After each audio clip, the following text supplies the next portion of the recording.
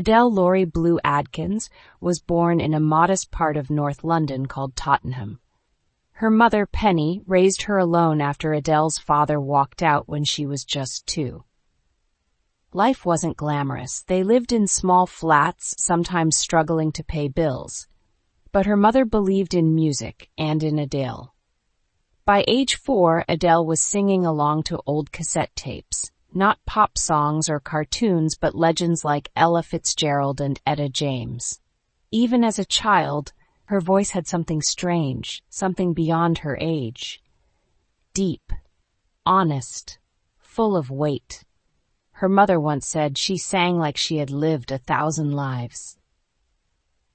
Adele didn't enjoy school much. She wasn't a straight-A student. But when it came to music, everything changed. Teachers paused when she sang. Classmates went quiet. She was never the loudest in the room, but when she opened her mouth, the world seemed to stop. She didn't sing to impress. She sang because it felt like breathing. When Adele was 14, her mother moved them to South London, a big change from the life they knew. New area, new people, and a fresh chance. That's when she discovered the Brit School, a performing arts academy known for shaping real talent. It was far from fame and flashing lights. It was gritty, intense, and full of young dreamers like her. She got in. Most students at Brit School had ambition. They wanted to be stars. But Adele? She didn't care about becoming famous. She just wanted to sing songs that mattered, songs that told the truth. Her voice was not polished yet, but it had something rare, soul. Her classmates noticed. So did her teachers. It wasn't long before people began whispering, "There's something about her." At home, she started writing songs, not about dancing or parties, but about fear, about loneliness, about being forgotten. They were simple. Some just had 4 chords, but they made people feel. One day, a friend uploaded 3 of her tracks to MySpace, a music platform that allowed artists to share songs online. It was a small action that would change her life. Within weeks, the songs had thousands of plays. A manager from XL Recordings heard the demo, then called her in for a meeting. Adele was 18. No manager, no stylist, just a notebook, a guitar, and a storm in her voice. At just 19 years old, Adele signed her first record deal. She wasn't sure what to expect. She had never been in a professional studio before, never worked with producers, never thought about album covers or interviews. But the moment she stepped up to the microphone, she knew what to do. It wasn't about pretending to be someone else. It was about telling the truth. Her debut album, titled 19, named after her age, was raw, personal, and unlike anything on the charts.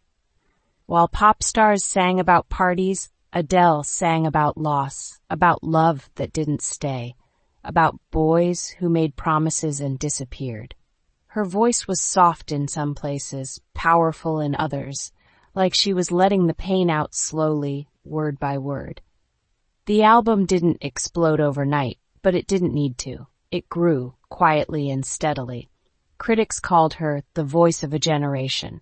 Songs like Chasing Pavements and Hometown Glory touched people not because they were flashy, but because they were honest. You didn't just hear her sing, you felt her heartbreak, and the world began to listen.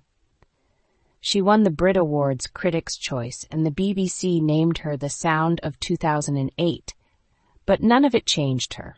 In interviews, she was still awkward, still hilarious, still unsure of what fame really meant. She wasn't trying to be perfect. She was just being Adele. Fame was never Adele's goal, but heartbreak, that became her fuel. By the time she began writing her second album, Adele was going through one of the hardest breakups of her life. The man she thought she'd marry was gone. She felt gutted, lost, angry, and instead of hiding, she picked up her pen. She poured her emotions into melodies and let the pain become her music. The result was 21, an album that would change everything. When it was released in 2011, it didn't just top the charts. It shattered records. It was as if the entire world had gone through a breakup and found their anthem in Adele. Songs like Someone Like You, Rolling in the Deep, and Set Fire to the Rain were not just hits. They were heart cries. Strangers across the world wept in their cars, whispered her lyrics to themselves at night, or blasted them on full volume during lonely mornings. 21 became one of the best-selling albums of all time. Over 30 million copies, Grammy after Grammy, standing ovation after standing ovation. But for Adele, none of it came easy. Her voice, the very thing that built her world, began to falter. In 2011, she was forced to cancel shows and undergo vocal cord surgery. For someone who had always relied on her voice to process pain, this was terrifying. But she came back, stronger. Because if heartbreak taught her one thing, it was this: pain can take your breath, but not your voice. After 21, Adele disappeared from the spotlight. No tours, no albums, no red carpets. The world waited, but she stayed quiet. Some thought she had retired. Others guessed she was simply healing. In truth, she had stepped into a new role, motherhood. In 2012, Adele gave birth to her son, Angelo. For the first time, her life was about someone else. Not music, not awards, just love. Real, grounded, messy love. She changed diapers, made bottles, stayed up through sleepless nights. And during those quiet hours, when the world was asleep and her baby lay breathing gently beside her, she began to write again. This time, her songs weren't about heartbreak. They were about memory, time, regret, growth. In 2015, after 4 years away, Adele returned with her third album, 25. It began with a whisper, hello, just one word, and the world stopped. The single Hello broke records for the most views in 24 hours. The album became an instant global success, topping charts in nearly every country. But more than that, it reminded people what they loved about Adele, her ability to speak for everyone, with honesty and grace.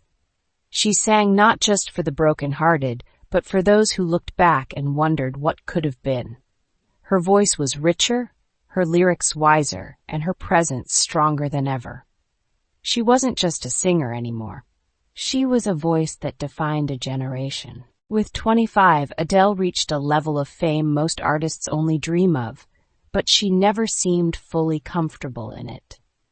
The sold-out arenas, the flashing cameras, the endless interviews, they felt like a different world, a world she never asked to belong to. Adele was still, at heart, a normal girl from Tottenham. She preferred sweatpants to sequins. She hated flying. She got stage fright before big shows, and sometimes she wished she could sing without anyone looking at her. But despite the fear, she always showed up. Her live performances became legendary, not for pyrotechnics or choreography, but for how real they felt. She talked to her audience like old friends, joked, swore, laughed, and then she would sing. And it was like the room melted away. Just her and the song. But behind the scenes, things weren't easy. Her relationship with Simon Konecki, the father of her son, began to fall apart. They married quietly, then separated quietly. Adele kept most details to herself. She never chased headlines, only healing. For a time, she vanished again. No new albums, no updates. The silence worried fans. Was she okay? Was she done? But Adele wasn't disappearing. She was becoming. She was learning who she was, not just as a singer, but as a woman. In 2021, Adele returned, not just with a new album, but with a new self. Her fourth album, 30, wasn't made for the charts. It was made for her son. A letter, a confession, a bridge between the past and the future.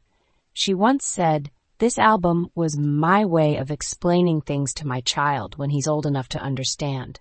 The songs were different this time. Less anthems, more reflection. She sang about divorce, shame, motherhood, and starting over. About the fear of failing. About the guilt of walking away, even when it's the right thing.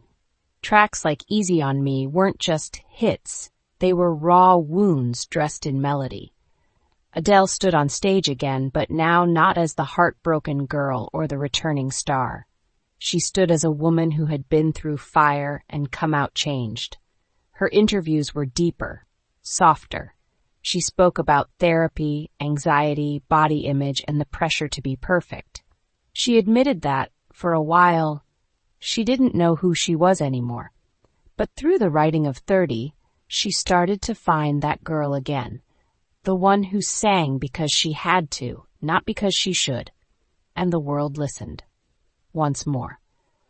30 debuted at #1 in over 30 countries. But more importantly, it reconnected her with people who had grown up with her music. People who were now parents, grieving, healing, or still figuring things out, just like her. By now, Adele was more than just a singer. She was a cultural touchstone, a voice people turned to when words failed. Yet she remained refreshingly down to earth. No entourage, no scandals, no social media wars, just her songs, and her honesty.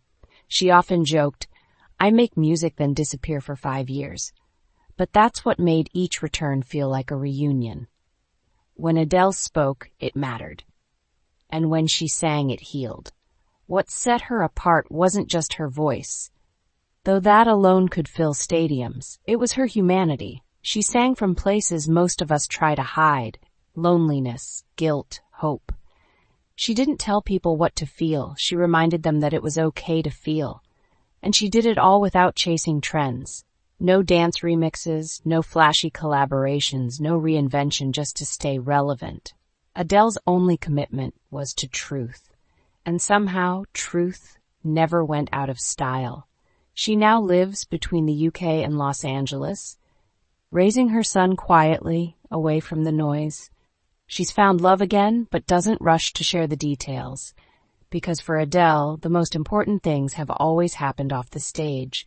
But when she is on stage, it's magic. A single spotlight, a piano, her voice, and the reminder that sometimes one honest story can echo through millions of hearts. Adele's journey teaches us something powerful, not just about music, but about life. She wasn't the loudest, she didn't look like a pop star, she didn't follow the rule book, but she felt deeply, and she dared to turn those feelings into songs. In a world chasing filters and followers, she chose vulnerability. She chose truth, and the world rewarded her with something deeper than fame: trust. She showed us that success doesn't always come from shouting. Sometimes it comes from listening to your own voice, your own pain, your own healing. She reminded us that it's okay to start over, to fall apart, to lose your way and find it again years later. And for English learners, there's another lesson. Her lyrics are simple, but full of meaning. You don't need big words to say something real. You just need to speak from the heart. That's why millions learn English by listening to Adele, not just to understand her, but to understand themselves. So the next time you hear her sing, listen closely. Behind every note is a story. Behind every word is a truth. And behind that truth is a woman who taught us all how to be a little more human.